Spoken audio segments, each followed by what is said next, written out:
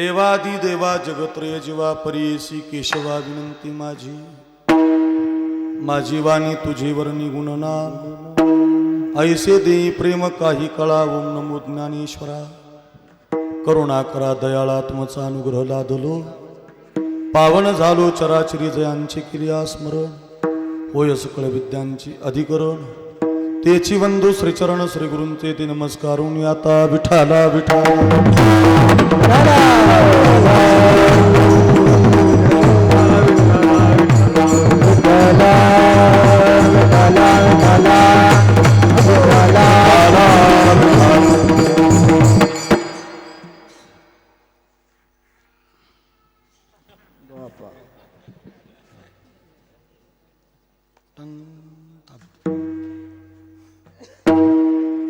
साठविला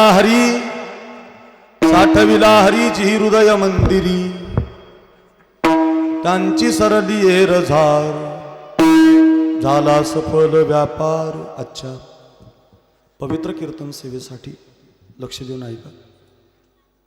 वारकरी संप्रदायाच्या कलशस्थानी विराजमान असणारे जगद्गुरु श्री तुकाराम महाराज आणि तुकाराम महाराजांच्या अभंग गाथेमधला बसा चौबदार बसा. वारकरी संप्रदायाच्या तुकोबारांच्या अभंग गाथेमधला चार चरणाचा चार कडव्याचा बहुतेकांच्या पाठातला साधू संतांच्या जीवनातली क्रांती सांगणारा अभंग आहे. विठाला विठाला.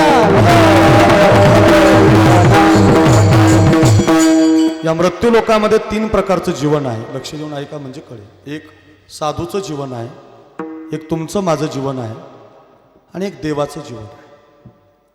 देवाच्याही जीवनाची क्रांती अभंगामध्ये वर्णन केलेली आहे, साधूच्या जीवनाची क्रांती आपण निवडलेल्या अभंगामध्ये आहे आणि मनुष्य जन्म क्रांतीसाठी मिळालेला आहे.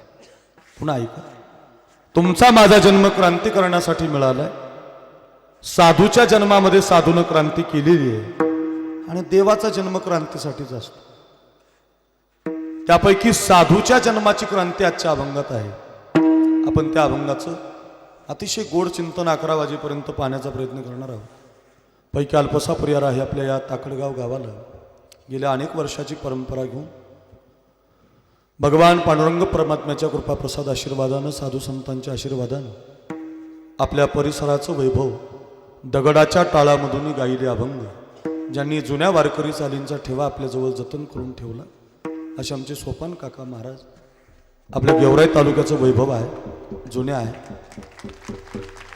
आणि सोपान काकांच्या आशीर्वादानं, त्यांच्या संयोजनातून अनेक वर्षापासून या ताकडगाव गावाला हा भव्यदिव्य स्वरूपाचा अखंड हरिनाम सप्ताह सोहळा या ठिकाणी चालू आहे. मी पूर्वी यायचो, मध्यंतरी 5-7 वर्ष माझं येणं झालं नाही, पण यावर्षी पुन्हा एकदा लॉकडाऊन पडल्यामुळं आमच्या किरण महाराजांनी, अक्षय महाराजांनी लवकरच माझ्या डायरीमध्ये तारीख लिहून दिली होती.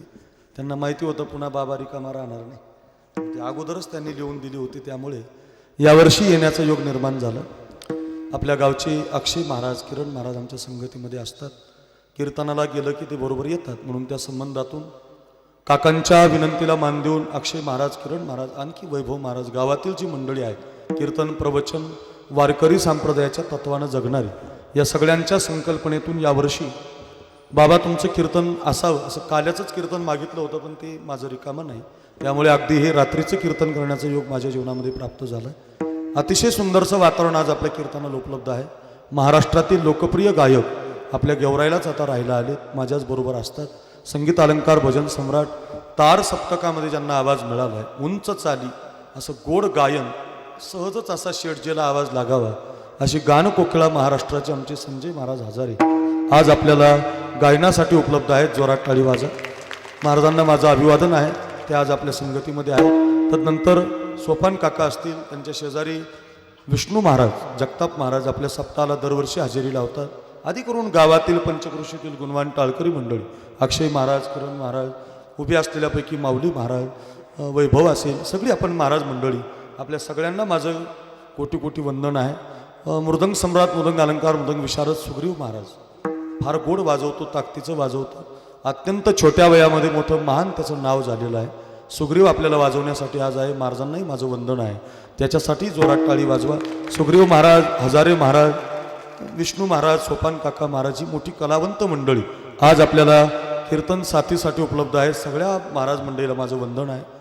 बसलेल्यापैकी आपण सगळी भाविक श्रोते, माता मावल्या गावची तरुण मंडळी, या कार्यक्रमाला सजवणारी, धजवणारी, मोठं बनवणारी, आपल्या जीवनातला अनमोल पैसा कोरोनाच्या नंतर अनमोल पैसा या सप्ताहाला देऊन हा सप्ताह रंजवणारी आपण सगळी भाविक मंडळी, या सगळ्यांना कोटी कोटी वंदन. आपल्या कार्यक्रमाला आज गेवराई शहरातून आमचे डॉक्टर गणेश साहेब उपस्थित आहेत. डॉक्टर तर आपल्याच गावचे आहेत, त्यामुळे अगदी गणेश सर, त्यांचा सगळा परिवार, आई वडील, ते पण आज कीर्तनाला उपस्थित आहेत. डॉक्टरांना माझं वंदन आहे. आमच्या गेवराईतून बरीचशी मंडळी कीर्तनासाठी उपलब्ध आहेत. त्यामध्ये रामजी असतील, आमचे हरिओम असतील, आमचे फ्रेंडशिप कॉफी सेंटरचे मालक, आमचे मेहुणे वादेसाहेब असतील, इकडे संभाजीराव असतील वादेसाहेब, हे सगळे आमची मेहुणी मंडळी ही आजच्या कीर्तनाला बाबा जरा जवळ येतं, चला म्हटले जरा अगदी सगळी मंडळी उपस्थित राहिली, त्यांनाही माझं वंदन. आपण सगळी गावातील तरुणी बाळ मुलं, या कार्यक्रमाला सजवणारी, धजवणारी, सगळ्या माता मावल्या, पुरुष मंडळी, या सगळ्यांना माझं वंदन. यावर्षी ताकडगावला बऱ्याच वर्षांनी आलो, पण क्रांती झाली तुमच्या गावची, मला आनंद वाटला. इतका सुंदर सप्ताह यावर्षी होतोय. सुंदर मंडप, सुंदर डेकोरेशन, सिस्टीम अतिशय छान आहे, मस्त लावले त्यांनी. छोटंच मशीन आहे पण चांगलं लावलंय. ट्रबल, बाज, गेंद, विको, चांगले बटणं फिरवले, छान लावलं बरं का. तुम्हालाही धन्यवाद. मी एकदा नाराज झालते माझ्यावर, त्याची नाराजी काढतो ना. काय झालं, एकदा त्यांचे काय होतं, त्यांच्याकडे ती चुकं नसते, कधी कधी लागत नाही, पण अगदी त्यांनी छान लावलंय, त्यांनाही माझं वंदन. तुमच्या मंडपाला, सिस्टीमला शुभेच्छा देत जा. आवाज जरा मस्त, वा, तुम्हालाही माझं वंदन. बसलेली आपण सगळी मंडळी, अगदी आमचा अरविंद, हे जे मराठी हॉटस्पॉट चॅनल आहे, आता हे तुम्ही सगळेजण त्या चॅनलला दिसाल. माझे 10-15 कीर्तन आहेत त्यांच्या चॅनलला, त्यामध्ये फार शूटिंग चांगलं करतो तो. आता तुम्हाला ते कीर्तनं नंतर यूट्यूबला पाहायला मिळतील. मराठी हॉटस्पॉट चॅनलला अरविंदलाही माझं धन्यवाद. आपण सगळी बसलेली मंडळी, याच्यापैकी कोणी मान्यवर असेल, आजच आपल्या कार्यक्रमाला पाहुणे म्हणून आले असतील, आमचे भाऊ आहेत, किट्टी आडगावचे भाऊ, ते आमच्यावरती पुत्रवत प्रेम करतात. त्यांच्याकडे आम्ही गेलो की आम्हाला सांभाळतात, तेही आज कीर्तनाला उपस्थित आहेत, त्यांनाही माझं वंदन. आपण सगळीच पूजनीय, आदराचे स्थान असणारी मंडळी. आज माझी 2 मुलं सुद्धा टाळ घेऊन आहेत, डॉक्टर पोरं सुद्धा आज टाळ घेऊन उभे राहिले. आमच्या कीर्तनाला आमचीच पोरं उभी राहिली, याचं जरा बरं वाटलं. म्हणजे असं अगदी सगळे आमचा बंधुराज आहे. अशा सगळ्या मंडळीला कोटी कोटी वंदन करतो. ऐका 11 वाजून 1 मिनिटं सुद्धा मी हो देणार नाही, तुम्ही काळजी करू नका.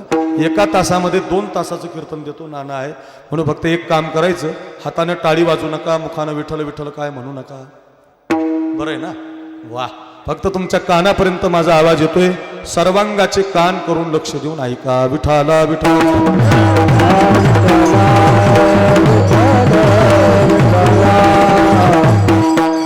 आजच्या कीर्तनासाठी जो अभंग आपण घेतलाय तो जगद्गुरु श्री तुकाराम महाराजांचा आहे. आणि या अभंगाद्वारे जगद्गुरु श्री तुकाराम महाराज साधू संतांच्या जीवनातली घडलेली क्रांती आपल्याला सांगतात. क्रांती या शब्दाचा अर्थ कळायला पाहिजे. कशाला म्हणतात क्रांती? क्रांती म्हणजे काय? तर क्रांती शब्दाचा अर्थ सांगतो पोरांनो, ऐका. वयाच्या 22व्या वर्षी भगतसिंहाला फाशीची शिक्षा झाली. इंग्रज चले जाव, इंग्रज हटाव या मोहिमेअंतर्गत त्यांनी मोठं काम केलं होतं. आणि तत्कालीन परिस्थितीमध्ये त्यांच्याकडून संसदवरती बॉम्ब पडला होता. आणि त्यावेळच्या इंग्रज सरकारने त्यांना फाशीची शिक्षा जाहीर केली. आताचं जे पाकिस्तान आहे ते पूर्वी आपल्यामध्ये होतं, ते लाहोरच्या शहरामध्ये, त्या लाहोरच्या कारागृहामध्ये त्यांना जेरबंद केलं. जेलमधली चड्डी, जेलमधली बन्याल, जेलमधली टोपी त्यांच्या अंगावरती आली आणि 20 दिवसानं त्यांना फाशीची शिक्षा जाहीर झाली. आता फाशी 10 दिवसावर आली, आता फाशी 5 दिवसावर आली, ऐका. आणि आता फाशीचा दिवसच उजाडला. ज्या दिवशी फासावर द्यायचं होतं त्या दिवशी तो जेलर भगतसिंहाला आणायला गेला. तर जेलर ज्यावेळेला आणायला गेला त्यावेळेला त्यानं नवीनच पाहिलं, आश्चर्य पाहिलं की भगतसिंह व्यायाम करत होते, सूर्यनमस्कार करत होते, बैठका मारत होते, व्यायाम चालला होता त्यांचा. तर तो व्यायाम करणारा भगतसिंह पाहिला आणि जेलर म्हटला, भगत, अरे 1 तासानं मरायचं राजा, 1 तासानं तुला फासावर देण्यात येणार आहे, व्यायाम काय करतो? व्यायाम जगण्यासाठी करायचा असतो, व्यायाम बॉडीसाठी करायचा असतो, व्यायाम तब्येतीसाठी करायचा असतो. 3 गोष्टी रोज करत जा पोरांनो, माझं ऐका. या 3 गोष्टी रोज करायच्या, घरी घेऊन जा. 1 व्यायाम रोज करायचा, 2 अभ्यास रोज करायचा आणि 3 व्यवहारामध्ये एक मित्र रोज जोडायचा. बघा लक्षात आलं तर रोज व्यायाम केला पाहिजे. जी माणसं रोज व्यायाम करतात त्यांना कोरोना होत नाही. जी माणसं रोज व्यायाम करतात त्याला शरीराची कुठली शिकायत नाही, 2 डॉक्टर आहेत आपल्याकडे, त्यांना विचार. बरं का? व्यायाम करणारा माणूस स्ट्रॉंग असतो तब्येतीनं. रोज केला पाहिजे, व्यवहारातली गोष्ट आहे. रोज व्यायाम करा, रोज अभ्यास करा. रोज अभ्यास केला पाहिजे. दातीन धाडा, तिरकीड तक्ता, दातुंगा, कर देता, हे जे बोल आहेत पकवाजाचे रोज वाजावे लागतात. हा सुग्रीव रोज वाजवतो म्हणून त्याच्या हातामध्ये ते बहरत जातं. साग मप मधनी सा चाली रोज म्हटल्या पाहिजे. रोज एखादी ओवी माऊलींची मुखातून गेली पाहिजे. रोज एखादा अभंग तुकोबरायांचा मुखातून गेला पाहिजे. वर्तमानपत्र रोज वाचलं पाहिजे. मोबाईल नका खेळू.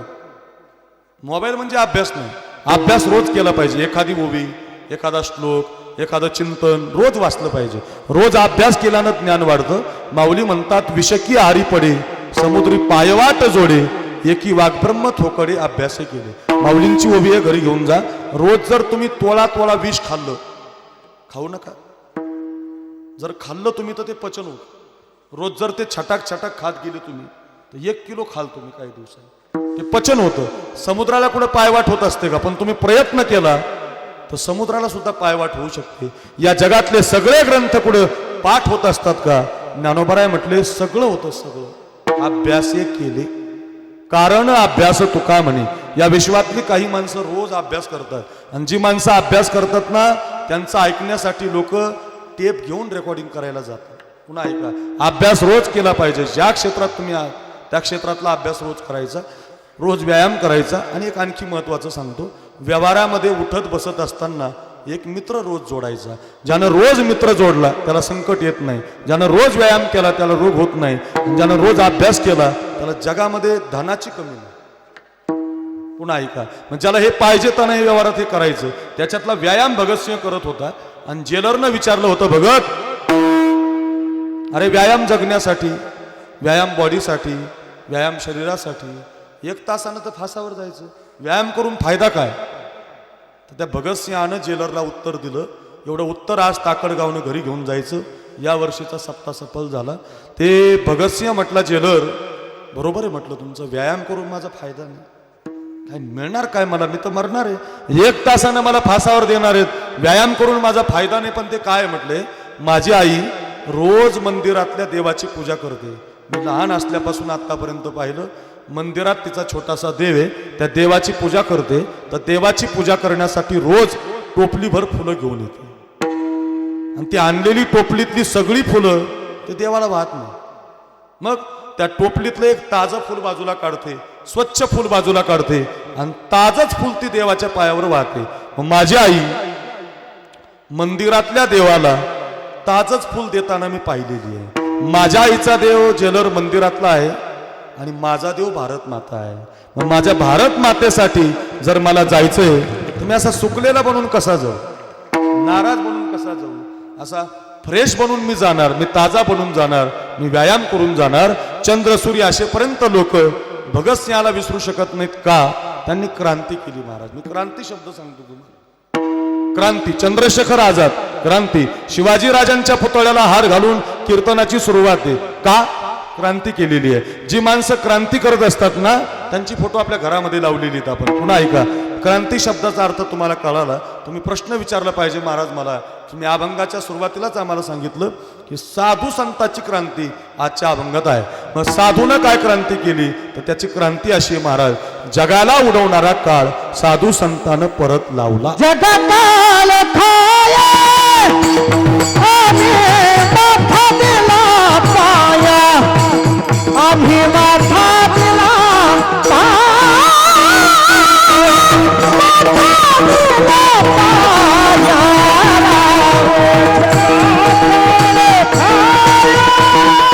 Oh,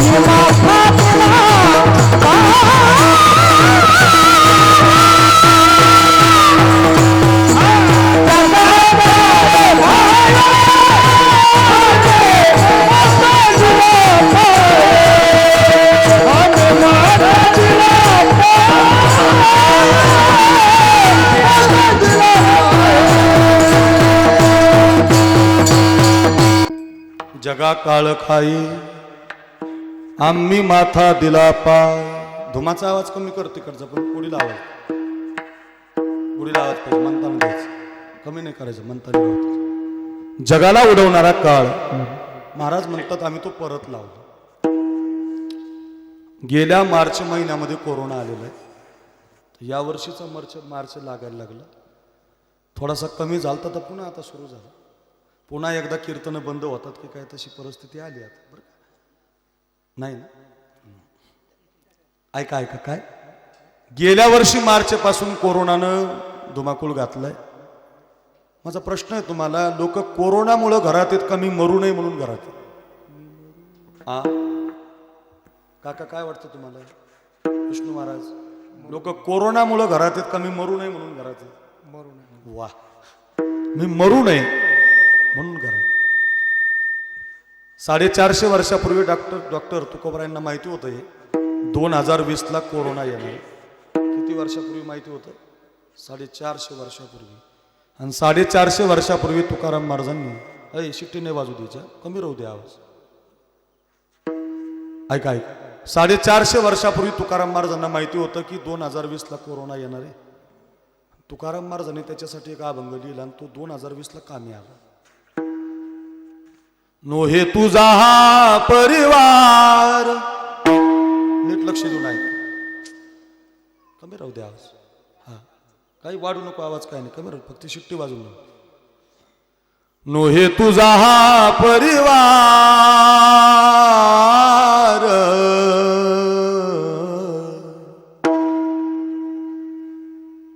बाप मेला कोरोनाच्या काळात. बाप तर एकुलता एक पोरगा बापाच्या मातीला गेला नाही. किती वर्षाचा अभंग आहे? 450 वर्षापूर्वीचा.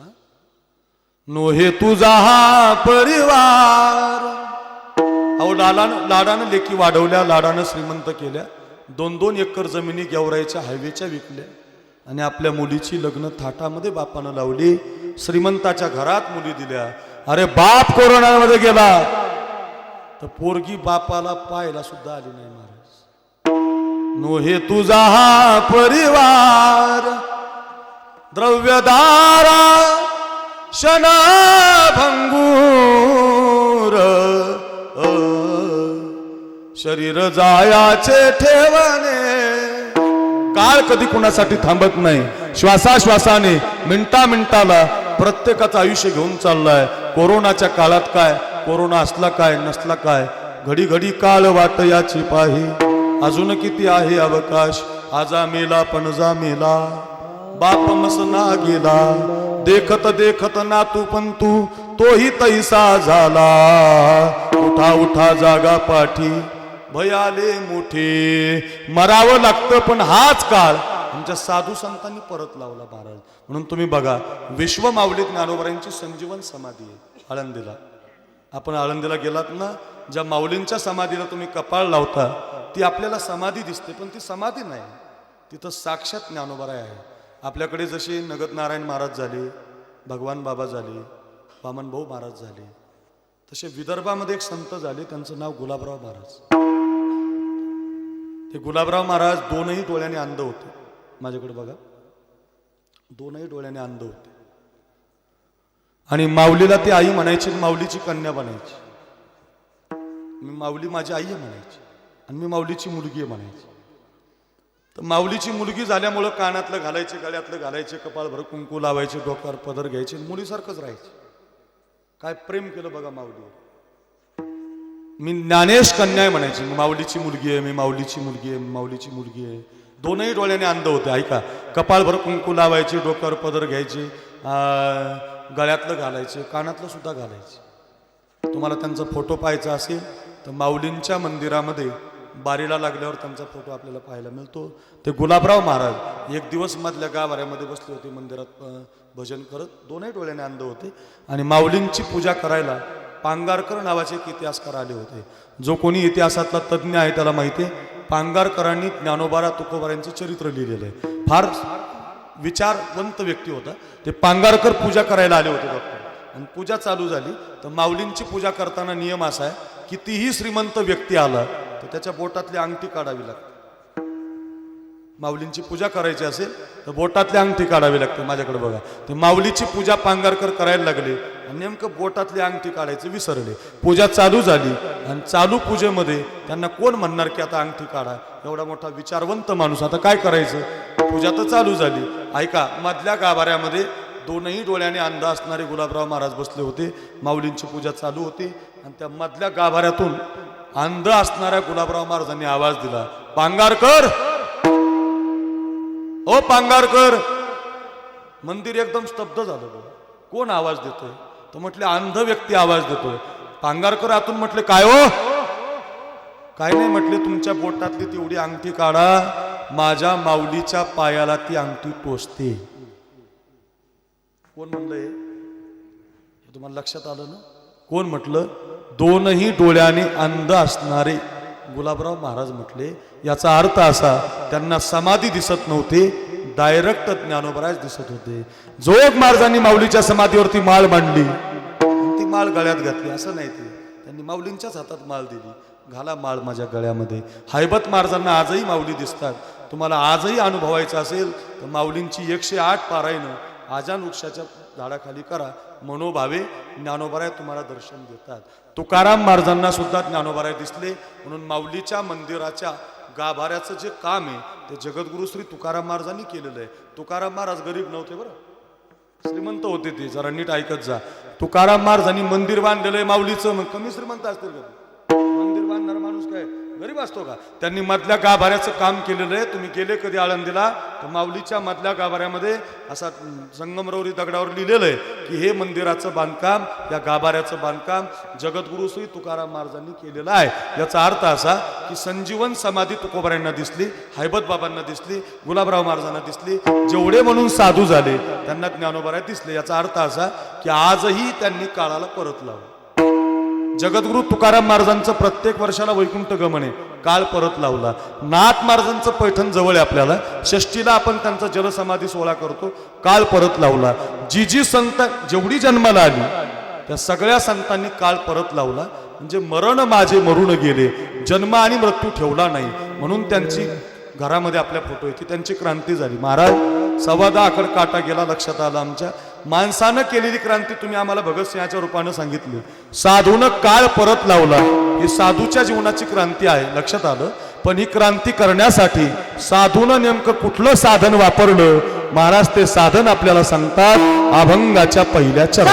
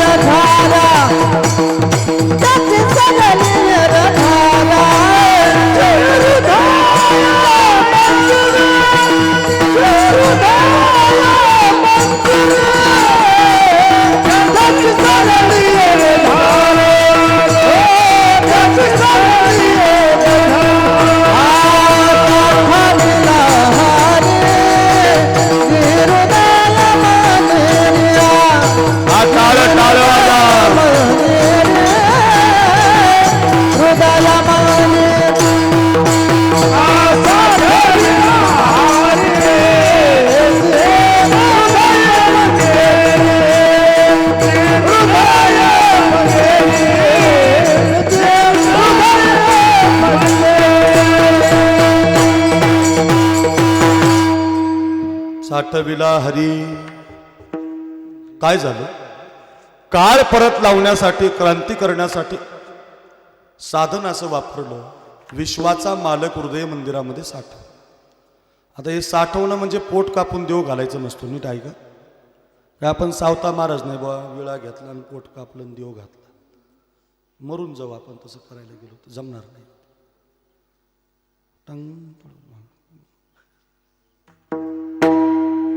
धन्य त्याची माता, धन्य त्याचा पिता, साठविला दाता त्रैलोक्याचा, सावता सागर, सावता सागर, सावता सागर, घेतला अवतार माळिया घरी, सावता सागर. पोट कापून देव घालायला आपल्याला ते जमणार नाही. तुम्ही म्हणाल महाराज हे साठवणं म्हणजे काय, हे आम्हाला कळायला पाहिजे.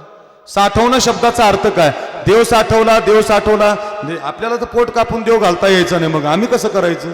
तर साठवणं शब्दाचा अर्थ आहे मंदिरात जाता जाता मंदिरातला देव घरी आणायचं. बघा लक्षात आलं? सोपं आहे. मंदिरात जायचं पण जाता जाता मंदिरातला देव घरी आणायचं. आपण असं कधी केलं नाही. आपण मंदिरात गेलो पण मंदिरातला देव आपल्या घरी आला नाही. आमच्या विश्वातल्या सगळ्या साधूची चरित्र वाचा. मंदिरात गेले पण मंदिरातला देव घरी घेऊन आले. आपल्या मराठवाड्यातून दिंड्या जातात बघा, दिंड्या. आता यावर्षी कोरोनामुळे दिंड्या नाही, वाऱ्या नाही, पताका नाही, काहीच नाही. वर्षच 2 वर्षापासून जरा बेकार लागलं. कोणतंच भजन, आता हे सप्ताह आपलं चालू आहे, भाग्यवान आहेत आपण, नाही तर त्यालाही सध्या परवानगी नाही. पण मुद्दा असा आहे की पूर्वी दिंड्या फार गोड असायच्या. आपल्या गावामध्ये त्या दिंडीला अन्नदान असायचं. आता तशा दिंड्या राहिल्या नाही. गात जागा, गात जागा, गात जागा, गात जागा, असं गोड. आता रामजी अवघड आहे. खात जागा. प्रत्येक गावाला पंगत वाढली. गेवराई गेली की लगेच पुढं गडीला पंगत, गडी गेली की ते पुढं लगेच रान्नीला पंगत, रान्नी गेली की लगेच पुढं पेंडगावला पंगत. एवढ्या पंक्ती वाढल्या. मग तुळशीवाला पुढं तर विण्यावाला मागं तर टाळकरी पुढं तर मग ते राहिलं नाही दिंडीमध्ये. पूर्वी भजन असायचं फार गोड. वचन ऐका कमलापती, बारीक. वचन ऐका कमलापती, माझी रंकाची विनंती, कर जोडितो कधी काळी. हा, कर जोडितो कधी काळी. सुंदर ते ध्यान उभे विटेवरी, सुंदर ते ध्यान उभे विटेवरी, करकटावरी ठेवोनिया, करकटावरी ठेवोनिया, करकटावरी ठेवोनिया. तुळसी हार गळा कासे पीतांबर, तुळसी हार गळा कासे पीतांबर, तुळसी हार गळा कासे पीतांबर, तुळसी हार गळा कासे पीतांबर. आवडी निरांतर हेची ध्यान, आवडी निरांतर हेची ध्यान. उंच नीच काही नेने भगवंत, तिष्ठे भाव भक्ती देखोनिया, तिष्ठे भाव भक्ती देखोनिया, तिष्ठे भाव भक्ती देखोनिया. उठा सकळ जन उठिले नारायण, आनंदले मुनिजन तिन्ही लोक, आनंदले मुनिजन तिन्ही लोक. करा जय जयकार वाद्यांचा गजर, योगिया दुर्लभ ओम्या देखिला साजनी.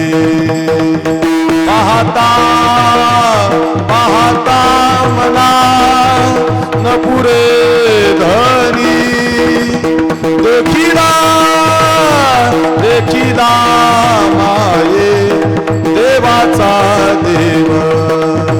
हरी हरी हरी. जगजोगी जगजोगी जागे जाग बोलती, मनमोहन मुरली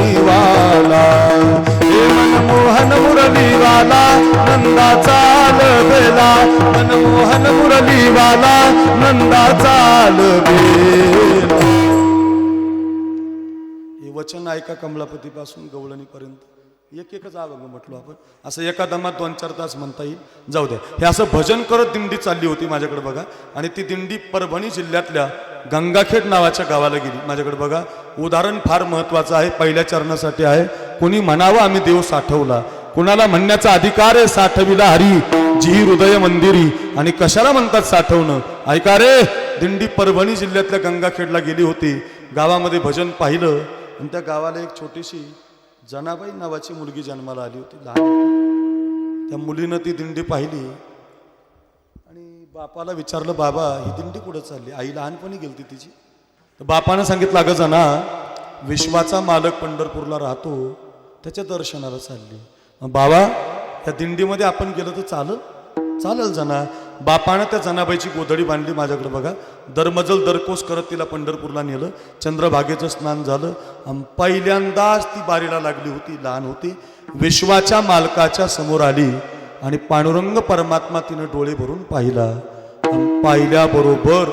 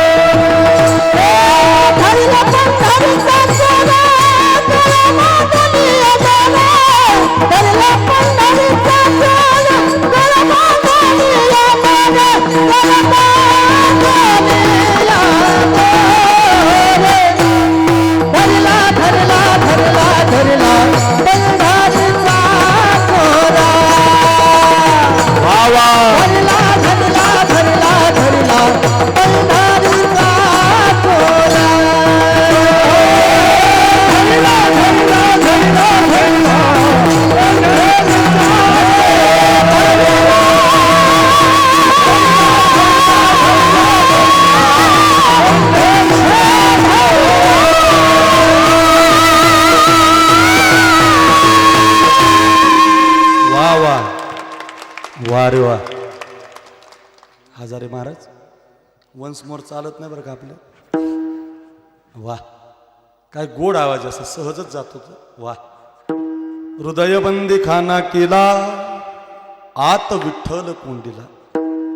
देव पाहिला महाराज. पाहिल्याबरोबर बापाला ती म्हटली, बाबा तुम्ही जा आता घरी, मला इथंच राहायचं.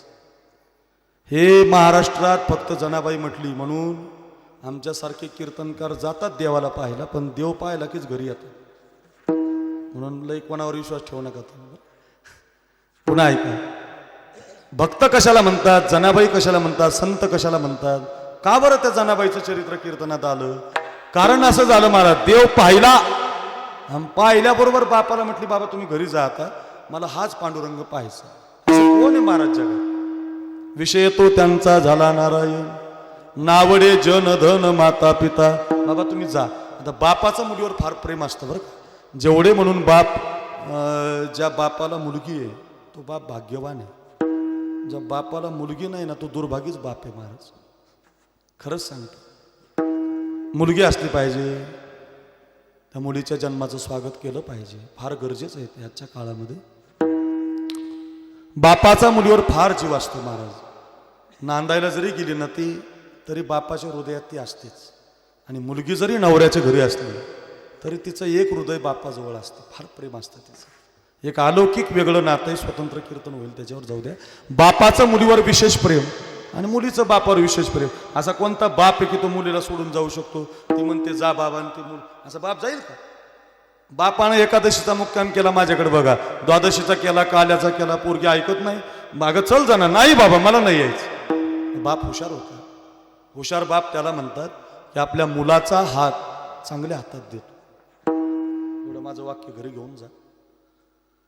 आपल्या मुलाचा हात चांगल्या हातात द्या, कुणाच्याही हातात देऊ नका, देऊ नका.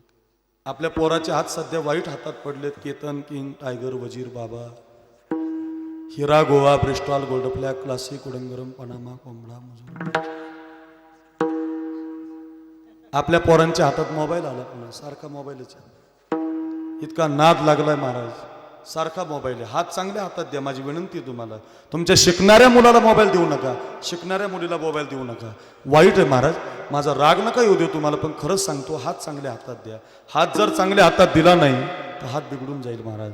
आमच्या मायबापानं आमचा हात स्वानंद सुखनिवासी सद्गुरू जोग महाराज रूपी संस्थेच्या हातात दिला, म्हणून आम्ही कीर्तनकार. कीर्तनकार कुणी होत नाही, गायक कुणी होत नाही, चांगल्या विचाराचा कुणी होत नाही. त्याच्या हातात हात चांगला दिला पाहिजे. हात चांगल्या हातात द्या, माझी विनंती असेल. बापानं 2-3 दिवस मुक्काम केला, पण आपल्या पोरीसाठी एक हात 2-4 दिवसात पाहूनच ठेवला. तो हात होता संत शिरोमणी नामदेवरायांचा. नामदेवरायाच्या हातात हात दिला, बाप गेला निघून. पोरगी नामदेवरायच्या हातात आली, भजन संपलं, त्यांनी पाहिलं तर लहान पोरगी बुवा आपल्या हातात हात पडला. कुणाची मुलगी आहे? 2-4 वेळ इकडे तिकडे पाहिलं, कुणी दिसत नाही, आणली घरी. जे कारंजले गांजले त्याशी म्हणे जो आपुले, त्याची तोची साधू ओळखावा. ते का आपल्यासारखे होते का? कुणाला आणायचं घरी, कुणाला त्याला घेऊन. आता नामदेवरायचं कुटुंब 14 माणसाचं. नामदेवाचे घरी 14 जणी स्मरती हरी गोनाई, राजाई दोघी सासू सुना, दामा नामा जाना बापले. 14 माणसाचं कुटुंब. कुणाचं? नामदेवरायचं. आणि त्याच्यात ही 15वी पोरगी गेली. पहाटच उठली, आंघोळ केली आणि लगेच मंदिराकडे निघाली. देवाला पाहायला थांबली होती माझ्याकडे बघा. जशी निघाली तसा आवाज आला, जना पुढं निघालीच मंदिरात. अगं 14 माणसं आहेत आपल्या घरात, दळण दळलं पाहिजे. लागली दळायला. 14 माणसाचे दाणे भरले, दळायला लागली. 11 वाजता दळण, 4 वाजता लागली तर 7 वाजता दळण संपलं. 7 वाजता पुन्हा निघाली. जाना कुठं निघालीच? मंदिरात. अगं 14 माणसाचं दळलेलं दळण आहे ना, त्याचा स्वयंपाक करावा लागतो. स्वयंपाकाला लागली तर 11 वाजता स्वयंपाक झाला. पुन्हा निघाली. जाना अगं ते भांडे धुवावे लागतात. 12 वाजले. जाना अगं ते धुणं धुवावं लागतं. 2 वाजले. जाना गवऱ्या थापायला जावं लागतं. 4 वाजले. जाना संध्याकाळचा स्वयंपाक करावा लागतो. 8 वाजले. जाना संध्याकाळचे सुद्धा भांडे धुवावे लागतात. 9 वाजले. जना सकाळचं दळण निवडून ठेवावं लागतं. 12 वाजले. झोपायला 12, उठायला 3. थांबली कशासाठी होते? देवाला पाहिला, मंदिरात जायला. वेगळंच झालं. 14 माणसाचे दाणे जात्यामध्ये भरायची. माझ्याकडे बघा, हातामध्ये खुंटा घ्यायची आणि दळण दळायची. जात्याच्या मुखी घाली ते ग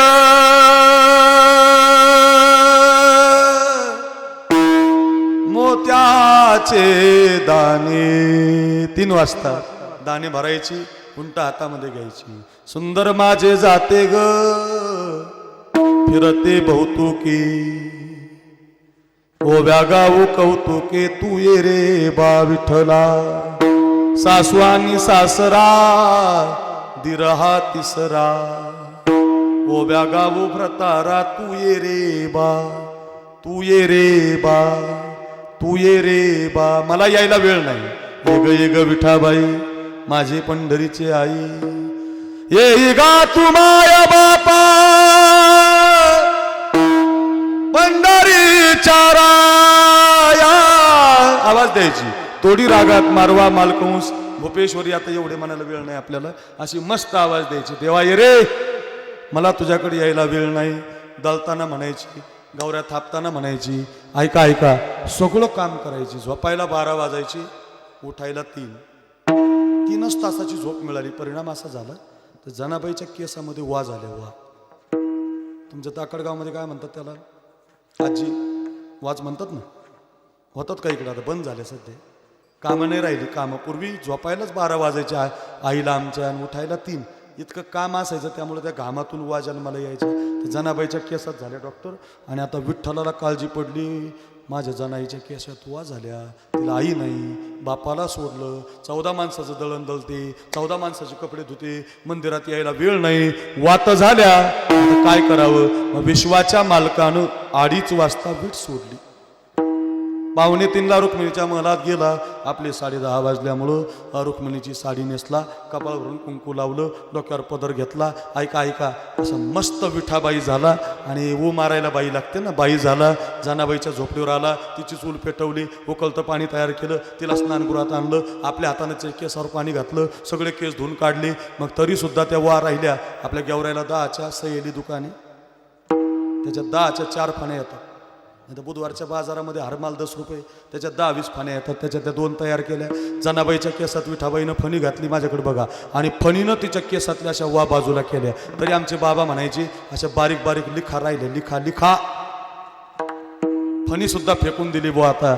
आणि विश्वाच्या मालकानं जनाबाईच्या केसामध्ये महाराष्ट्रामध्ये ऊ मारण्याची एक पद्धत आहे, सगळ्या भागात तेवढीच आहे, पुन्हा दुसरी जन्मालाच आली नाही.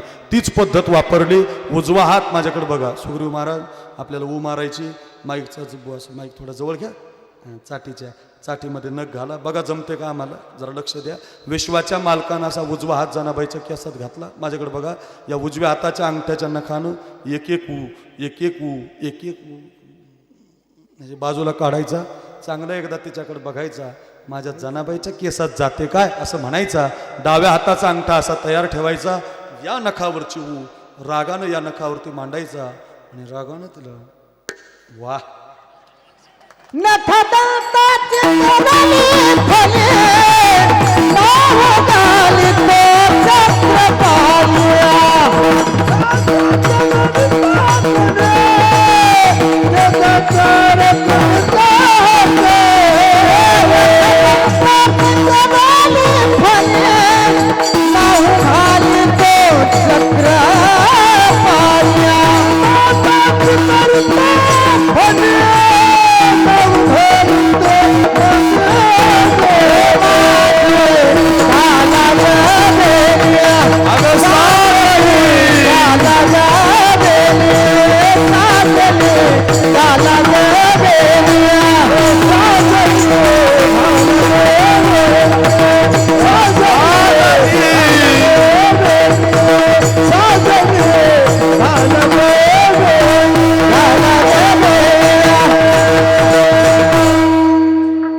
नखदंताची करुणी फणी, नाव गाली चक्र पाणी. माझी घाला ग वेणी, अग साजनी ग घाला ग वेणी. विश्वाच्या मालकानं जनाबाईच्या केसात हात घातला, अंगठ्याच्या नखाने एक एक ऊ काढली, ऊ मारायला लागला.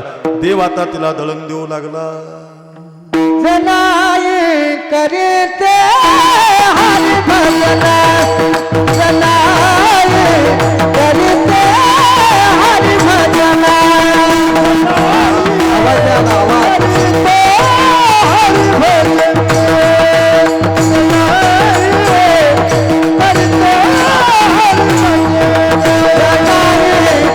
करते हरि भजना, जनाई करते हरि भजना, जनाई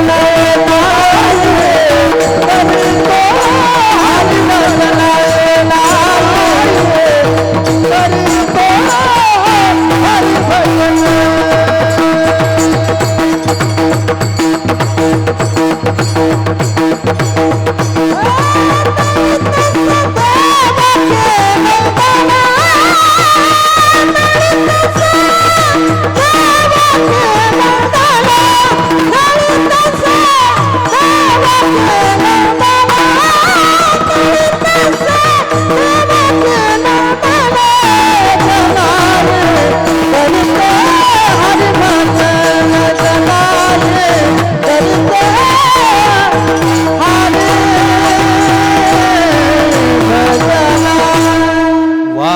विश्वाचा मालक तुला दळू लागला.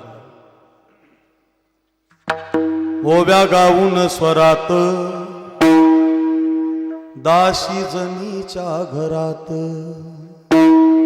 दळण दळिले सखा श्रीहरी, आळ चोरीचा माझ्यावरी.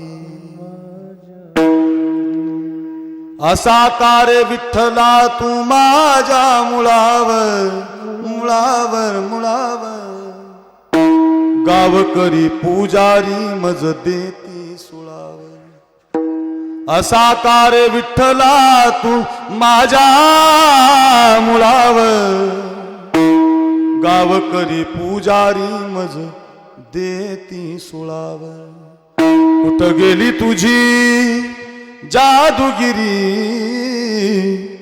आळ चोरीचा माझ्यावरी अशा गोड ओव्या म्हणायच्या देव तिला दळू लागायचा देव तिला गवऱ्या थापू लागायचा देव तिला स्वयंपाक करू लागायचा देव तिला पाणी भरू लागायचा विश्वाचा मालक तिचं अंगण झाडून घ्यायचा माझा प्रश्न आहे तुम्हाला 10 मिनिटापासून जनाबाईचं चरित्र सांगतो मी तुम्हाला असा एखादा शब्द आला का कीर्तनात की जनाबाई मंदिरात गेली नाही ना महाराज मग विश्वाचा मालकच जनाबाईच्या घरी आला त्या जनाबाईनं म्हटलं पाहिजे साठविला हरी जी हृदय मंदिरी याला साठवणं म्हण तू म्हणाल महाराज कळलं आम्हाला हे साठवणं पण जनाबाई सारखं शबरी सारखं द्रौपदी सारखं हे साठवणं कळलं पण असं साठवणं जर आम्ही केलं तर मग आमच्या जीवनात फल काय त्यांची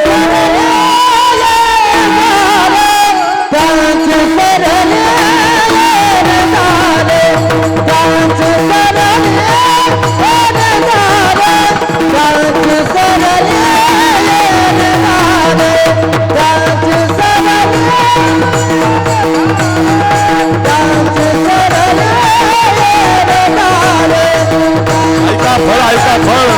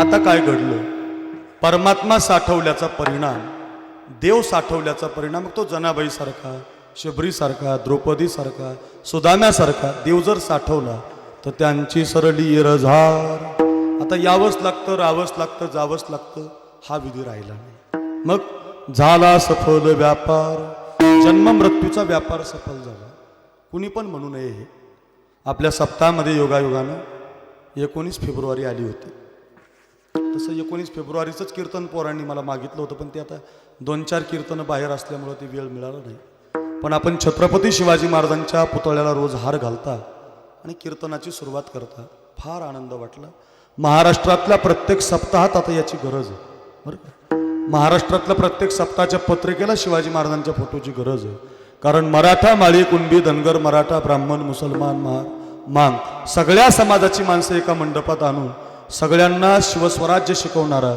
महाराष्ट्रात एकच राजा झाला तो म्हणजे छत्रपती शिवाजी पुन्हा ऐका असा राजा पुन्हा होणे नाही आता एवढी तरणी बांड पोरं बसलीत ना या सगळ्या तरुणांनी एवढी 10 मिनिटं माझं लक्ष देऊन ऐकायचं कुणाला म्हणण्याचा अधिकार आहे व्यापार सफल झाला कुणी म्हणावं आमचा जन्म मृत्यू चुकला आणि आमचा जन्म मृत्यूचं जीवनच आनंदात गेलं कुणी म्हणू नये ते कुणी म्हणावं एक शिवाजी महाराजांच्या इतिहासातलं उदाहरण सांगतो तुम्हाला फार गोड आहे छत्रपती शिवाजी महाराजांवरती एक संकट आलं होतं सिद्धिज्वर नावाचं आणि कोल्हापूर जिल्ह्यामध्ये पन्हाळगड नावाचा गड आहे. त्या पन्हाळगड गडाला 42,000 सैन्यानं वेढा दिला होता. माझ्याकडे बघा, 42,000 सैन्याचा वेढा पडला होता पन्हाळगडाला डॉक्टर. आणि गडावरती 1200 मावळे होते. गडावर 1200 आणि संकट 42,000चं. रात्रंदिवस वेढा होता. मै लावूंगा शिवाजी को जिंदाया मुर्दा असा पण करून आला होता. वेढा रात्रंदिवस होता. गडावरती 1200 मावळे होते. गड सुटणं अशक्य होतं. आपल्याला तरी 3च महिने लॉकडाऊन होतं. त्याच्यात 3 महिन्यात आपण 4-5 वेळेला मार खाल्ला पोलिसाचा. तेवढा सुद्धा आपल्याला दम निघाला नाही. मग ऐका, राजांना 6 महिन्याचा लॉकडाऊन होता. आणि ते पण त्यांच्याकडे मोबाईल नव्हता, खाण्याची व्यवस्था नव्हती, मोजकं खायला होतं. ऐका, अशा कालखंडात राजे गडावरती होते. 6 महिने 42,000 सैन्यानं वेढा दिला होता. सिद्दी जोहर, सिद्दी मसूद, फाजल खान अशी मातब्बर सेना राजांना वेढा देऊन बसली होती. आता मराठ्यांचं काही खरं नाही, आता महाराष्ट्राचं काही खरं नाही. आता पुन्हा अंधार होणार, पुन्हा देवगिरीचं दौलताबाद होणार असं सगळ्यांना वाटलं. नाईक, सुर्वे, पांडे, भोसले सगळे सरदार सिद्धीला शरण गेले. आणि आता नेताजी पालकरांना आक्रमण केलं, वेढा सुटत नाही. जिजाऊ महासाहेबांनी आक्रमण केलं, वेढा सुटत नाही. आता काय करावं समजत नव्हतं. पावसाळा सुरू झाला. धो धो धो धो धो धो धो धो धो धो पाऊस पडायला लागला. पाऊस बरसायला लागला. जोरात पाऊस पडायला लागला. आणि एका पुसाटीच्या बुरुजाचा बुरुज ढासळला आणि त्या बाजूचा पारा थोडा कमी झाला. ते छत्रपती शिवाजी महाराज होते. त्यांनी त्यांच्या डोक्यानं प्लॅन केला की असा पुसाटीच्या बुरुजाकडून बुरुज ढासळलाय, त्या बाजूचा पारा कमी झालाय, आता त्या बाजूनं पळायला काही हरकत नाही. पळणं सोपं नाही ना महाराज. 42,000 आहेत एका बाजूला, 1200 मावळे. इथं 10वीचा पेपर जड गेला तर पोरगा आत्महत्या करायला लागला. काय अवस्था आहे ना महाराज, काय संकट आहे बघा. 42,000च्या समोर 1200 मावळे, तरी सुद्धा राजानं प्लॅन केला की गडावरून आता 2 पालख्या काढायच्या. लक्ष देऊन ऐका पोरांनो, या वर्षीचा सप्ताह सफल होईल. 1 वर्षभर तुमच्या डोक्यातून हे कीर्तन जाणार नाही. फक्त लक्ष देऊन ऐकलं तर कळेल. आता 2 पालख्या काढण्याचं नियोजन झालं. एका पालखीमध्ये राजांना बसवायचं. बाजीप्रभूनं 400 मावळे घ्यायचे. राजांची पालखी पुसाटीच्या बुरुजाकडून विशाळगडावर पळून लावायची. 400 मावळे त्र्यंबक पंताला द्यायचे, त्यानं तो गड सांभाळायचा. आणि 400 मावळे प्रति शिवाजी एका पालखीमध्ये बसवायचा राजांसारखा, आणि त्याला एका बाजूला पळून लावायचं सिद्धी जोहरच्या शामेण्यात. सगळा प्लॅन झाला. सिद्धी जोहरला पत्र गेलं की उद्या राजे शरण येणार आहेत. सगळीकडे थोडंसं सैन्य ढिलं झालं आणि राजांना सगळ्या गोष्टी मिळाल्या होत्या. आता फक्त पाहिजे होता राजांसारखी दाढी, राजांसारखं नाक, राजांसारखा चेहरा, राजा एवढी उंची आणि राजांसारखा हुबेहूब दिसणारा पोरगा. आणि असा एकच पोरगा गडावर होता. त्या पोराचं नाव शिवा काशीद होतं. नावी समाजाचा पोरगा होता. लक्ष देऊन ऐका, नावी समाजाचा पोरगा होता. प्रतापगडाच्या पायथ्याला निमापूर त्याचं गाव आहे. राजांच्या लक्षातही आला. राजांसारखी दाढी, राजांसारखं नाक, राजांसारखा चेहरा, राजा एवढीच उंची होती. पण राजांना माहिती होत 2च वर्ष झाले होते त्याच्या लग्नाला. आणि त्याचा जर पालखीमध्ये बसवलं आणि त्याचं काही बरं वाईट झालं तर त्याच्या आईला काय सांगू, त्याच्या बापाला काय सांगू, त्याच्या बायकोला काय सांगू. म्हणून राजे म्हटले नाहीत त्याला. 2-3 तासानं ती बातमी त्या पोराच्या कानावर गेली की राजांना राजांसारखा दिसणारा पोरगा पाहिजे. आणि राजे जर गडावर नसले तर पोरं मलाच मुजरा करतात. म्हणजे मी राजांसारखा दिसतो, मला देवानं राजांसारखं बनवलंय, मग आज मला राजांना माझी गरज आहे.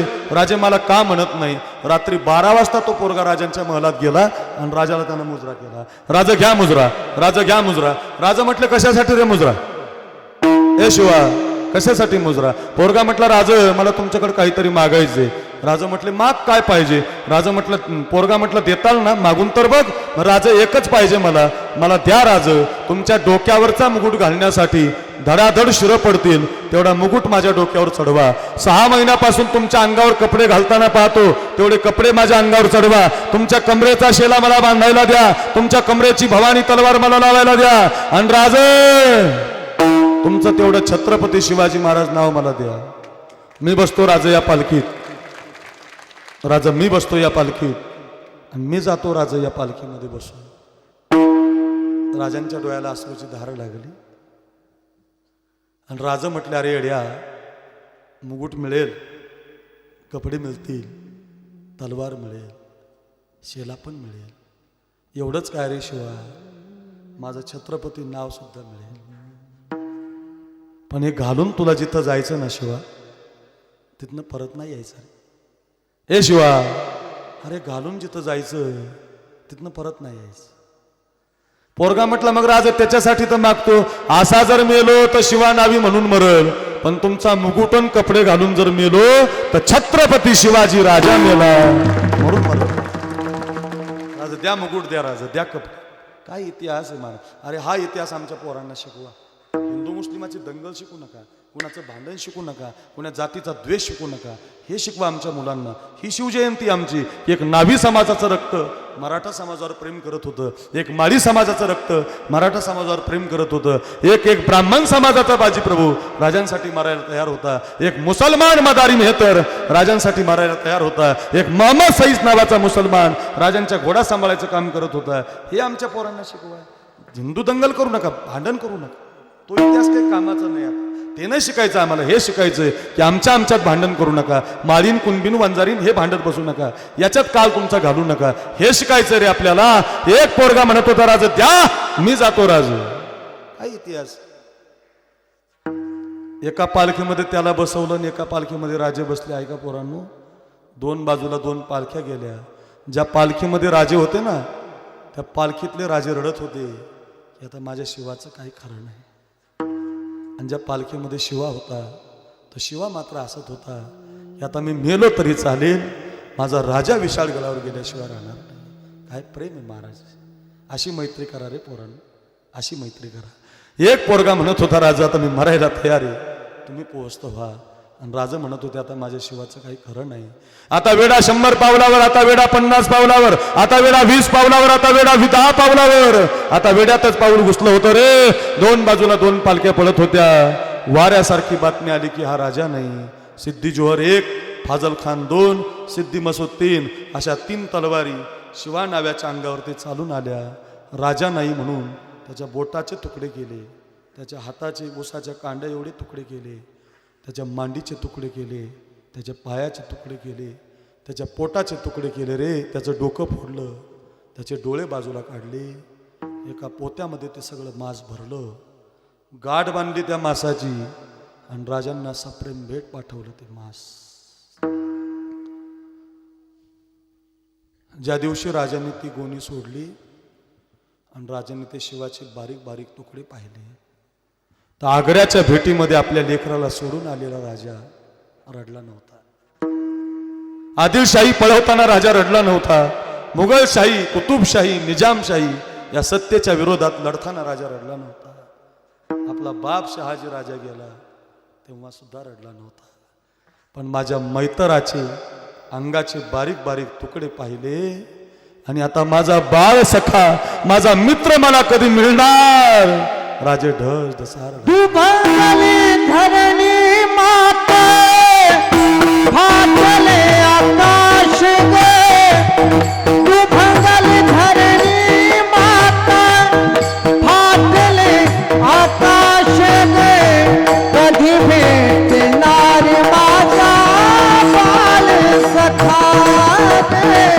कधी भेटणार माझा बाल सखा.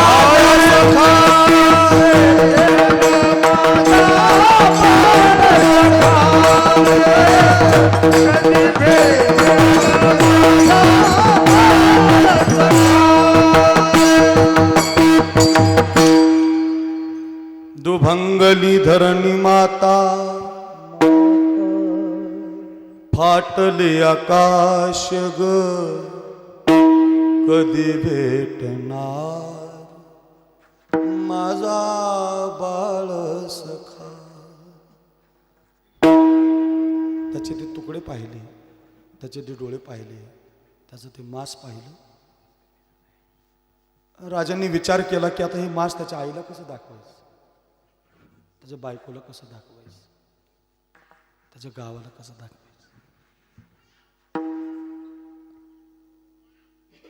राजाने त्या शिवाची माती गडावर केली पोरांना. राजाने त्या शिवाचा दशकर्याविधी गडावर केला. राजाने त्याचा 13वा सुद्धा गडावर केला आणि राजाने त्याचं गंगा पूजन सुद्धा गडावर केलं. आता 15 दिवस होऊन गेले माझ्याकडे बघा, अजून त्याच्या बायकोचं कुंकू पुसलं नाही, अजून त्याच्या आईला माहिती नाही, अजून गावच्या मातीला माहिती नाही. 20 दिवसानं राजाने गावच्या पाटलाला पत्र पाठवलं, पाटील उद्या दुपारी 12 वाजता आम्ही गावात येत आहोत. शिवाच्या आईला निरोप द्या की 12 वाजता राजे तुमच्या घरी जेवणासाठी येत आहेत.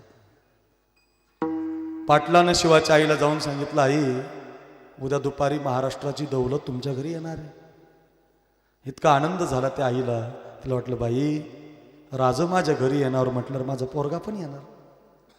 माझा पोरगा 6 महिने झाला बाई पाहायला भेटला नाही. राजा येणार म्हणजे तो मागं भाला घेऊन येणार. नक्कीच नक्कीच घर सारून काढलं, घराच्या समोर रांगोळी काढली, आंब्याचं पानाचं तोरण बांधलं.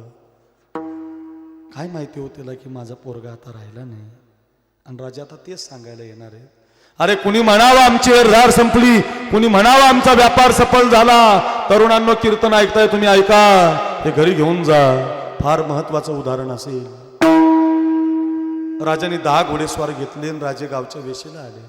हर हर महादेव, जय भवानी, जय शिवाजी. सह्याद्रीच्या कड्याकपरातून आवाज घुमला, राजा आले, राजा आले, राजा आले, राजा आले. सगळी पंचक्रोशी गोळा झाली. कुणी पानाचा हार, कुणी फुलाचा हार, कुणी तुळशीचा हार, कुणी कळशी भरून पाणी, कुणी चरवी भरून पाणी राजांच्या पायावर टाकायला लागलं. राजे मात्र दुःखी होते.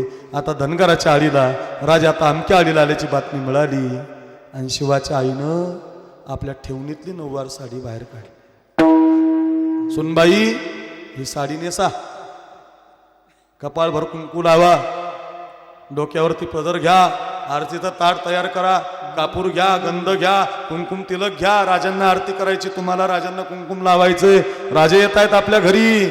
त्या पोरीनं 6 महिन्यापासून कधी नवरा पाहिला नव्हता. तिला वाटलं, बाई माझे मालक येणार, राजे येणार. तिनं ती सासूनं दिलेली साडी नेसली, माझ्याकडे बघा, कपाळ भरून कुंकू लावलं, डोक्यावर पदर घेतला, आरतीचं ताट तयार केलं आणि ती पोरगी दरवाजात उभी राहिली. आता राज त्या आळीला, राजा या आळीला. कुणी मैत्रिणीने कानातलं दिलं, कुणी गळ्यातलं दिलं. गरीबाची पोरं थाटामध्ये उभी राहिली. 10-5 मैत्रिणी शेजारी उभ्या राहिल्या. पोरीच्या हातामध्ये ताट होतं. राजा आता त्या गल्लीला, राजा आता या गल्लीला, अशा बातमी मिळायच्या. आणि राजा आता त्या शिवा नाव्याच्या दरवाजात आले. कुंकुम तिलकामध्ये त्या पोरीनं बोट बुडवलं. राजांच्या कपाळी गंध लावायचा म्हणून पोरगी थोडी पुढं सरकली आणि तेवढ्याच दरवाजातून आवाज आला, सुनबाई तुम्ही नका वाळू राजांना. मागं पाहिलं तर आवाज आपल्या सासूचा आहे, जिनं साडी दिली, जिनं मेकअप दिला. का माझी सासू अशी माझ्याशी वागतच. सुनबाई तुम्ही नका वाळू राजांना. पुन्हा मागं पाहिलं, दुसऱ्याच पोरीच्या हातात ताट दिला. दुसऱ्या पोरीनं राजांना गंध लावला, राजांची आरती केली. राजे घरातल्या कांबळीवर येऊन बसले. गुळाचा खडा, पाण्याचा तांब्या त्या आईनं दिला. आणि राजांनी पहिला प्रश्न त्या आईला विचारला, आई का नाही वळू दिलं त्या मुलीला? किती अपमान केला तिचा, किती तिच्या हातातलं ताट हिसकावून घेतलं, वळू द्यायचं की तिला? ती आई म्हटली, राजा ती शिवाची बायको आहे. चाललं असतं की मग वळू द्यायचं की. अहो राजा ती शिवाची बायको आहे, चाललं असतं की मग वळू द्यायचं की. अहो राज, एखाद्या विधवा बाईने तुमच्यासारख्या श्रीमंत राजाची आरती करू नये. राजाच्या हातातला तांब्याच खाली पडला. बापरे, अजून मी सांगितलंच नाही या आईला की तुमचा मुलगा माझ्यासाठी गेला. या आईला कसं कळलं हिची सून विधवा झाली? रडणाऱ्या राजाने विचारलं, आई तुम्हाला कसं कळलं? ती आई म्हटली, राजा तुम्ही जगाला फसवताल, जनता राजे तुम्ही. एक आईला नाही फसवू शकत. तुम्ही गावच्या वेशीला आलात, मला वाटलं माझा पोरगा तुमच्या मागे भाला घेऊन उभा आहे. राजा तुम्ही धनगराच्या गल्लीला आलात, मला वाटलं माझा पोरगा तुमच्या मागे भाला घेऊन उभा आहे. राजा तुम्ही मराठ्याच्या आळीला आलात, तरी माझा पोरगा दिसला नाही. राजा तुम्ही नाव्याच्या आळीला आलात, तरी माझा पोरगा दिसला नाही. त्याची बायको तुम्हाला गंध लावायला आली, तरी माझा पोरगा दिसला नाही. आता ती आरती करणार, तरी माझा पोरगा दिसला नाही. राजा तुम्हाला माहिती आहे का, माझ्या पोराची एकच इच्छा होती, रोज म्हणायचं मला, आई राजा आपल्या कधी झोपडीत येतील का ग? ए आई माझी बायको त्यांची कधी आरती करील का ग? ए आई महाराष्ट्राचं सरकार हे राजा आपल्या घरी येतील का ग? रोज म्हणायचा. ज्या आरती राजा तुम्ही माझ्या घरी येताय त्याची बायको तुमची आरती करते. आज जर माझा शिवा असताना तर आज माझा शिवा कुठूनही हजर झाला असता आणि नाचला असता. राजा नाचला असता आणि नाचून म्हणला असता, आई राजा आले आपल्या घरी, आई राजा आले ग राजे, आई राजा आले. ज्या अर्थी तुम्ही येताय माझा पोरगा येत नाही, त्या अर्थी माझा पोरगा आता राहिला नाही. सगळं घर रडायला लागलं, आई रडायला लागली, बायकोच्या बांगड्या, कुंकू फुटलं, सगळं फुटलं. चांदीनं सोन्यानं भरलेली ताटं त्या आईच्या घरात आली आणि ती शिवाची आई म्हटली, राजा नको तुमचं सोनं मला हे, राजा नको तुमची चांदी मला. राजा म्हटले, तुमच्या मुलानं माझ्यासाठी प्राण दिला, ठेवा की. नको नको राजा, घेऊन जाईल तुमचं. मग काय देऊ आई तुम्हाला मी, हे सोनं नको तुम्हाला, काय देऊ तुम्हाला आई. ती आई म्हटली, राजा मी मागेल ते देताल, मागून तर बघा आई, देताल ना, मागून तर बघा. श्वास मागितला तर श्वास देतो आई, एकच द्या राज. आतापर्यंत प्रत्येक बैल पोळ्याच्या सणाला, शिमग्याच्या सणाला, दिवाळीच्या सणाला माझा पोरगा घरी यायचा, माझ्या आजची पुरणाची पोळी खायचा, माझ्या बैला गाईला पुरणाची पोळी खाऊ घालायचा. एक काम करा, इथून पुढे तुम्ही माझ्या घरी येत जा, माझ्या आजची तेवढी पुरणाची पोळी खात जा आणि माझ्या बैला गाईला तुम्ही पुरणाची पोळी खाऊ घालत जा. राजाने डोळे पुसले, राजा म्हटले, आई जोपर्यंत माझ्या हृदयात श्वास आहे तोपर्यंत तुमच्याच हातची पोळी खायला येईल. आईने सुद्धा डोळे पुसले आणि माय म्हटली, मग राज तुम्ही जर माझ्या हातची पोळी खायला येणार असाल तर सांगून ठेवते तुम्हाला, जो गेलाय तो छत्रपती शिवाजी राजा गेलाय, जो उरलाय तो माझा शिवा नावी उरलाय, जो उरलाय तो माझा शिवा नावी उरलाय, जो उरलाय तो माझा शिवा नावी उरलाय. काय महाराज आश्चर्य आहे. अरे पोरगा गेल्यानंतर सुद्धा राजांना आई मानणारी आई होती. अरे एक पोरगा 2 वर्षाच्या लग्नाचा पोरगा राजांसाठी मरायला तयार होता. एक तानाजी म्हणत होता आधी लगीन कोंडाण्याचं आणि मग रायबाचं. एक बाजी प्रभू म्हणत होता, राजे लाख मरावे, लाख लाखाचा पोशिंदा जगावा. या सगळ्या शूरवीरांनी म्हटलं पाहिजे, त्यांची सरली एर झाली, त्यांची सरली एर झाली, त्यांची सरली एर झाली, त्यांची सरली एर झाली. झाला सफल व्यापार, झाला सफल व्यापार, झाला सफल व्यापार, झाला सफल व्यापार, सफल व्यापार, सफल व्यापार. तुम्हाला म्हणा म्हटलं तुम्ही दुसरीकडे द्यायला काय कमाल. तुमच्यासाठी डबल घेतलं मी, म्हटलं तुमचं राहिलं एक काम. विठाला विठाला त्यांची सरली येरझार. त्यांनी म्हटलं पाहिजे आमच्या जीवनातली येरझार संपली बरं का. जन्मही संपला आणि मृत्यूही संपली. त्यांनी म्हणावं. हे सैनिकासाठी, वीरांसाठी, शूरांसाठी, ज्यांनी देशासाठी योगदान दिलं, ज्यांनी मातीसाठी योगदान दिलं, ज्यांनी वारकऱ्यांसाठी योगदान दिलं, त्यांच्यासाठीचा शब्द आहे हा. झाला सफल व्यापार. पोरांनो आणखी एक विनंती करतो तुम्हाला. तुमच्याच गावचं आहे मी, गेवराईचंच आहे. महाराष्ट्रभर कीर्तनं करत असताना रोजच्या कीर्तनामध्ये सांगतो की कोणी म्हणावं आमचा व्यापार सफल झाला. 1-2 मिनटं घेतो, झालंय, वेळ झाली मला माहिती, पण ऐका. आत्ता 2020ला कोरोना आला होता, अजूनही आहे. कोरोना गेला असं समजू नका. आपण थोडंसं ते शिकलं पाहिजे, मास्क लावलं पाहिजे, सॅनिटायझर, हात खरंच सांगतोय फार गरजेचं आहे. या सूचनाचं पालन करा. सोशल डिस्टन्सिंग पाळलं पाहिजे, चांगलं राहिलं पाहिजे, स्वच्छ राहिलं पाहिजे. डबल आलं ना ते, जर आपण सांभाळलं असतं तर आपल्याला ते संकट आलं नसतं. उद्यापासून आणखीन सप्ते बंद होतील, पुन्हा गायक वादकांचे हाल होतील, पुन्हा प्रत्येकाला अडचण आहे त्याच्यात. गरिबांचे हाल होतील, बाजार बंद होतील, दुकानं बंद होतील, घरं बंद होतील. त्याच्यापेक्षा आपण थोडे नियम पाळा. मास्क लावा, काही नाही, तुम्ही विकत घ्या मास्क असं माझं म्हणणं नाही. तुम्ही घरी शिवा मास्क, पण मास्क लावा. कपड्याचा मास्क लावा, साधा मास्क लावा, कपड्यात साधं करा, पण तुम्ही लावा. फार गरजेचं आहे ते. जर पाळलं नाही तर आणखी त्याची वृद्धी वाढेल. लोकांना वाटतं कशाचा कोरोना, कशाचं काय फसव. अरे कोरोना ज्याला झाला त्याला विचारा, ज्याला झाला त्याला विचारा. मरावं लागतं महाराज. अहो 33 वर्षाचा पोरगा बेलगावचा गेला, आपल्या 33 वर्षाचा बेलगावचा, 34 वर्षाचा पोरगा गेला महाराज. नका असं करू नका. म्हणून विनंती असेल आपण त्याचे नियम. कोरोनाच्या काळामध्ये सगळ्या जगाला सुट्टी होती महाराज. सगळा देश सुट्टीवर होता, सगळं जग सुट्टीवर होतं. राज्यातली एसटी बंद होती, रेल्वे बंद होती, सगळं कीर्तन, भजन, वारी सगळं बंद होतं महाराज. काय बंद नव्हतं 2020ला सांगा मला तुम्ही. आणि एक सांगू, या देशातल्या प्रत्येक व्यक्तीला सुट्टी मिळाली होती, पण देशावरच्या जवानाला सुट्टी मिळाली. तुम्ही अजून अभ्यास करा. सीमेवरच्या जवानाला कोरोना नाही, तो उभाच आहे महाराज, त्याला सुट्टी नाही. सगळ्याला सुट्टी, हरिओम, त्याला सुट्टी मिळत नव्हती.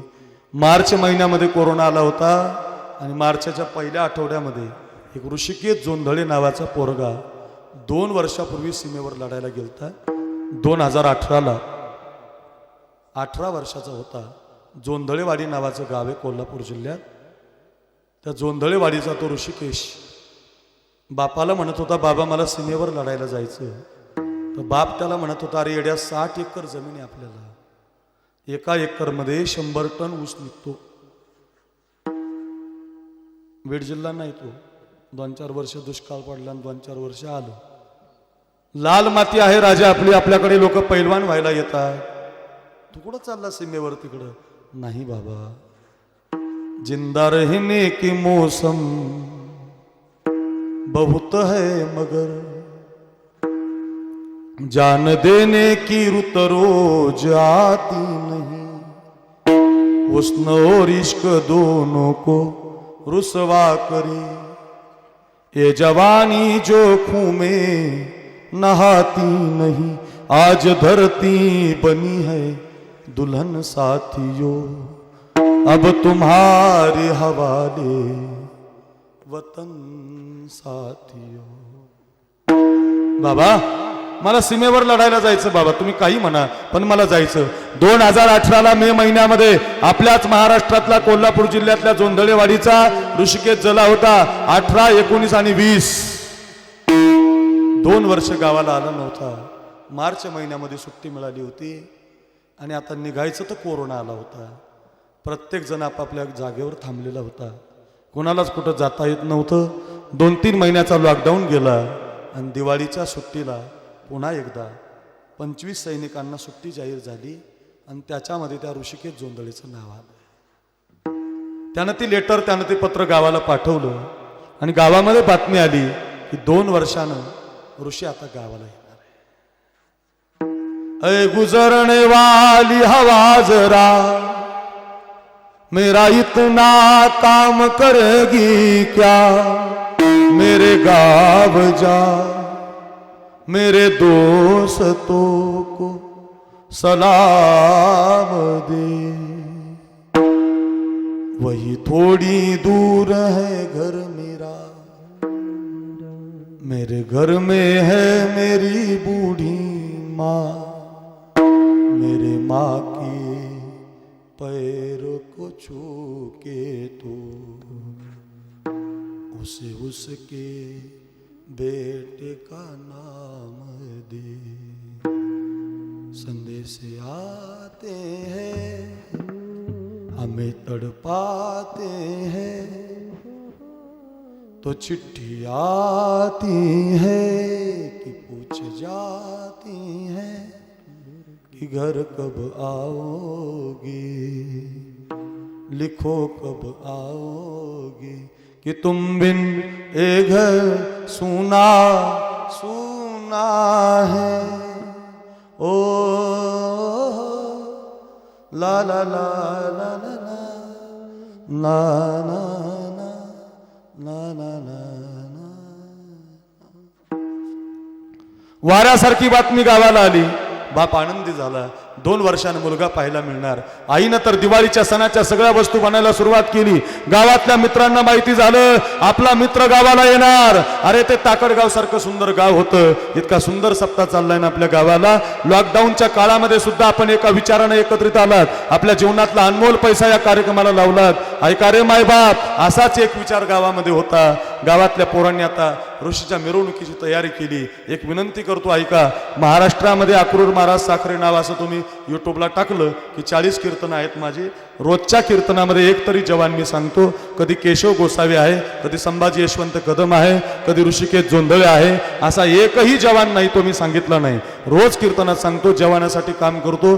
जेवढे म्हणून जवान शहीद झाले त्यांच्या वर्षश्राद्धाचे मी कीर्तन केलेत. त्यांच्या बायकाला मी त्यांच्या बायकांना बहीण मानलंय. त्यांना मदत करतो, दरवर्षी करतो. दर कीर्तनात सांगतो. जरा पोरांनो ऐका, आपण सुद्धा हे केलं पाहिजे. हो, एखादा सैनिक निघून गेल्यावर करू नका. एखादा जवान शहीद झाल्यावर गोळा होऊ नका. 1 लाखाची गर्दी तो गेल्यावर करू नका. तो जिवंत असताना त्याला गावच्या फाट्याला आणायला जा. तो जर गावामध्ये येत असेल ना तर ऐका रे, मंदिरातल्या देवाचं दर्शन हुकलं तरी चालेल, पण त्याला मानाचा सल्यूट करा. मानाचा मुजरा करा, त्याचं हृदय भरून येईल की मी देशासाठी काम करतो. ऐका रे, तो जर सुट्टीमध्ये आला आणि तो जर आता परत निघाला तर सगळ्या गावानं त्याला फाट्यावरती वाटे लावायला जा. त्याची आई जर गावात असेल तर त्याच्या आईचं दर्शन घ्या. त्या आईनं आपल्याला काळजाचा तुकडा सीमेसाठी दिलाय. त्याची बायको जर गावात असेल ना तर त्याच्या बायकोच्या हातानं झेंड्याचं वंदन करा. फार आनंद वाटेल तिला की माझा नवरा मी त्यागासाठी दिलाय ना, हे महत्वाचं असेल रे पोरांनो. घरी घेऊन जा. गेल्यावर अमर रहे म्हणू नका, गेल्यावर वंदे मातरम करू नका. जिवंत असताना हे करा. आता जिवंत असताना ऋषीची मिरवणूक काढायची होती. 25 तोफा लावायच्या, 10,000 तोटे लावायचे, ती लढ लावायची, इथून रथ काढायचा, गावातून ऋषीची मिरवणूक काढायची. आपल्या गावाचं नाव केलं, देशाच्या मातीला पोरगा लढला. 2 वर्ष झाले गावाला आला नाही. 20 वर्षाचा तरणा बाण पोरगा गावाकडे येणार. सगळी तयारी सुरू झाली, सगळे जय्यत तयारी करत होते. ऐका ना, पण आता सुट्टी आता 2-4 दिवसावर आली होती. त्यानं ती वळकोटी पेटी भरली होती. आता त्याला ते निघायचं होतं. ज्या दिवशी निघायचं होतं ना त्याच्या आदल्या दिवशी रात्री सगळी तयारी झाली होती. आणि आता त्या रात्रीला तंबूमध्ये झोपलेले होते 20-22 सैनिक. आणि जम्मू काश्मीरच्या 36 मराठा बटालियन त्या एरियामध्ये एक मोठा हल्ला झाला. आणि त्या मोठ्या दहशतवाद्याच्या हल्ल्याला प्रत्युत्तर देत असताना आपले बरेच सैनिक जमिनीला पडायला लागले. तिकडचे दहशतवादी मात्र वर चढत होते. आता आपल्या सुट्टीवर असलेल्या सैनिकाला बातमी कळाली आणि त्यांनी सुद्धा हातामध्ये बंदूक घेतली आणि आपल्या जवानाच्या मैत्री खातीर त्यांचं रक्षण करण्यासाठी पुढे पळाले. त्याच्यामध्ये ऋषिकेश जोंधळे सुद्धा होता. त्यानं सुद्धा हातामध्ये बंदूक घेतली होती. पोरांनो, आता त्यानं सीमारेषा ओलांडली. लढता लढता लढता लढता झाडाच्या पलीकडे लपून बसलेले 2 दहशतवादी दिसले नाही. आणि त्या 2 दहशतवाद्याच्या 2 गोळ्या त्या ऋषिकेश जोंधळेच्या छातीमध्ये गेल्या आणि तो ऋषिकेश जमिनीला पडला. मातीला मुजरा करून हसत हसत निघून गेला. देशाच्या झेंड्यामध्ये त्याची बॉडी गुंडाळली आणि ती बॉडी गावाला आली. जिथून त्याची मिरवणूक काढायची होती ना पोरांनो, तिथून त्याची प्रेत यात्रा निघाली रे. गावामध्ये ज्यावेळेला बापानं झेंडा सरकवला, बाप जमिनीला पडला, आई बेशुद्ध पडली.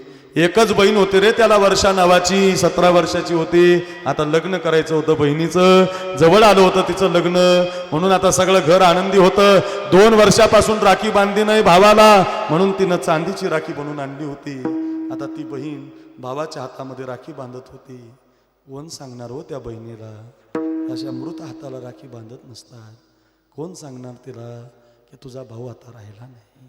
कोण सांगणार त्या आईला की तुला आता पुन्हा मुलगा नाही? कोण सांगणार त्या बापाला की आता तुमचा पोरगा तुम्हाला परत कधी दिसणार नाही?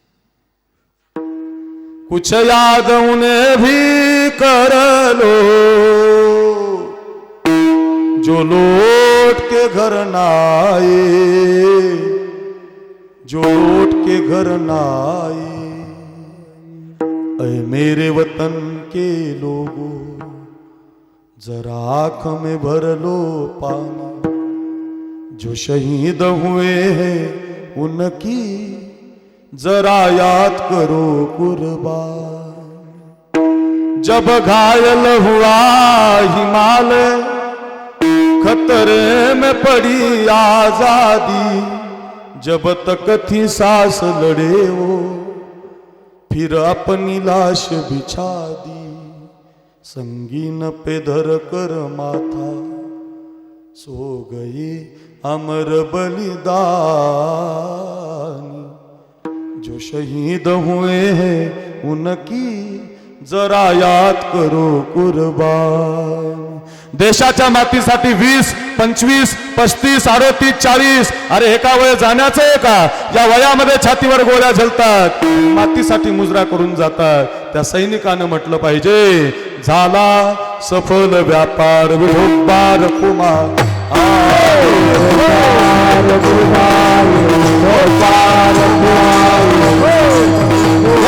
ज्ञानेश्वर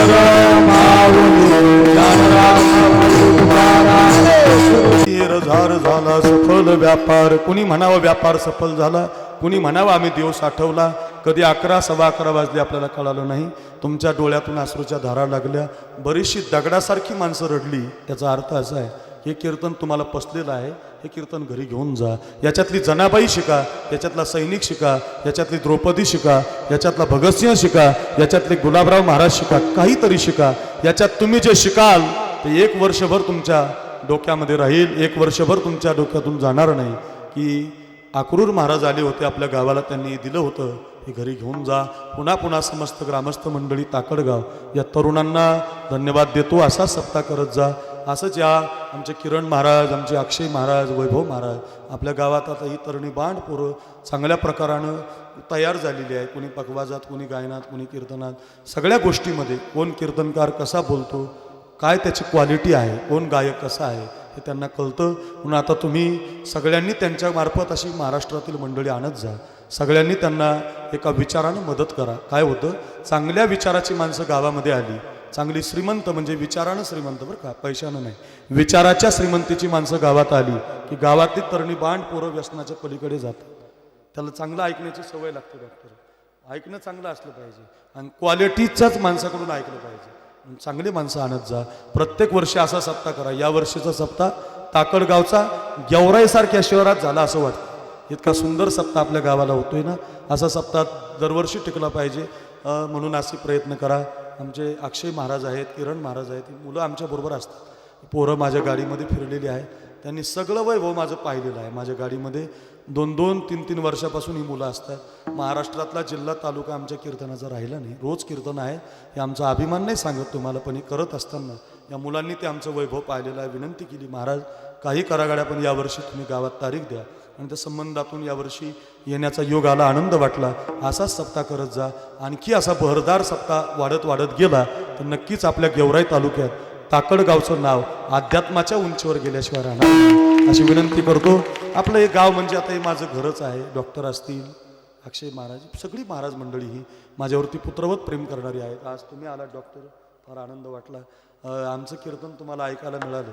आम्ही डॉक्टर नसले की तुमच्याकडे येतो, त्यामुळे तुम्हालाही माझे धन्यवाद. आपण सगळी भाविक श्रोते, माता माऊल्या, ही गावची तरुण मंडळी, असं कुणासाठी म्हणून नाही, पण सगळ्यांनी एका विचारानं लढा. शिवानावी घरी घेऊन जा, तानाजी घरी घेऊन जा, आजचं कीर्तन घरी घेऊन जा. विठ्ठल जय जय विठ्ठल.